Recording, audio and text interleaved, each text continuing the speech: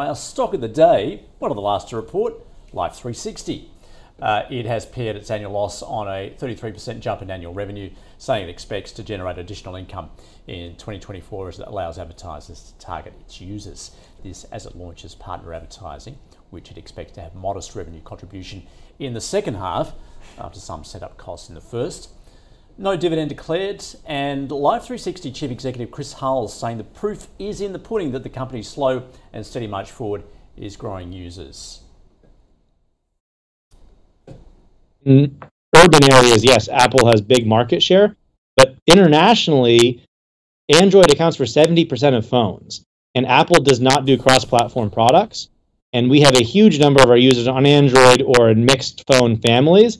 And that's when I say there really isn't anybody other than us that has that cross-platform piece with the hardware, with the software. So that for both of those reasons, we feel that Apple, they're going to be there, and it's going to be good enough for some people. But if you're running a family, if you're the family organizer, there really is no other choice but Life360.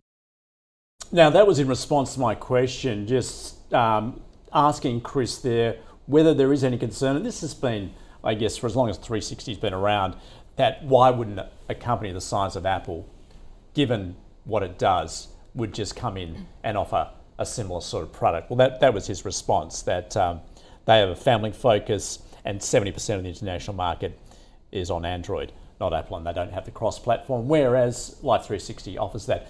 So, well, look at that. The market response today has been stellar, up 33% off the back of those numbers. So let's see what our experts have to say.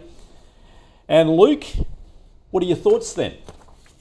Last time I was on, I made that point that Chris Hulls sort of highlighted, which my worry was, is your product someone else's feature? And Apple is the obvious one with the ecosystem they want to create around Apple. And I think that's a very good answer from him. And to be honest, it resonates with me because that's exactly my family. I have an Android phone, my wife has an Apple. So, if we were to look at a product like that, Life360 is probably the one we would have to use. The metrics around the business just continue to march on. Revenue metrics, recurring revenue, paying users, average revenue per user, moving into the international markets quite strongly, off low bases, but the growth rates are quite strong. I think what has got the market excited is again another strong half of cost control, where their operating costs only went up by about 4%. So that strong revenue growth is really starting to hit the bottom line.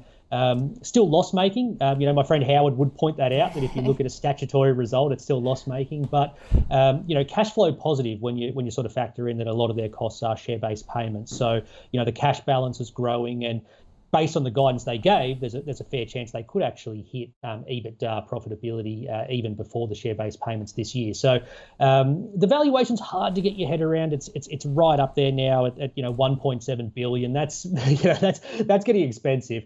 But when I look at the growth and I look at the trajectory, again, I think you have to, as best as you can, mitigate it for those Apple, Google risks. But the metrics that they're putting out and the leverage they're seeing, this is a valuation that would not look too silly in a few years if they're able to keep executing the way they are. So I'll say hold, Andrew. I thought this was a good result. Yep. Okay. Grady. Again, Luke, nice for you to point out that Howard, my normal sparring partner, is not here. I will agree they are loss-making still, so Howard would have absolutely come at me with that one.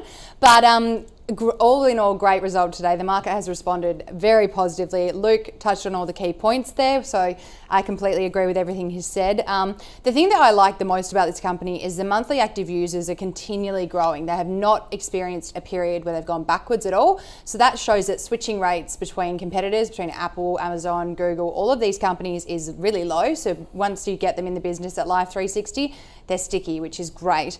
And I also love the fact that the company has continued double-digit growth in revenue, which is a very, very positive outcome.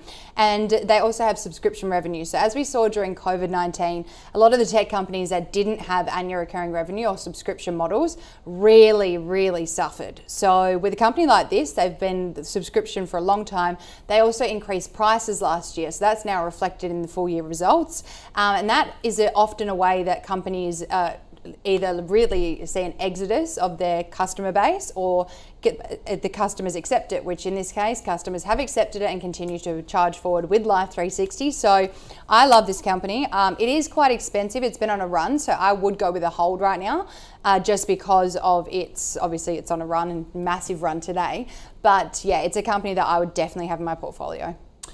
All right, so that is a double hold on Life360, and yeah, Luke, like you, I'm a sucker for it. Got it on my phone. It's all about spying on the kids, essentially. Or them spying on you. Well, yeah, there's a bit of that as well.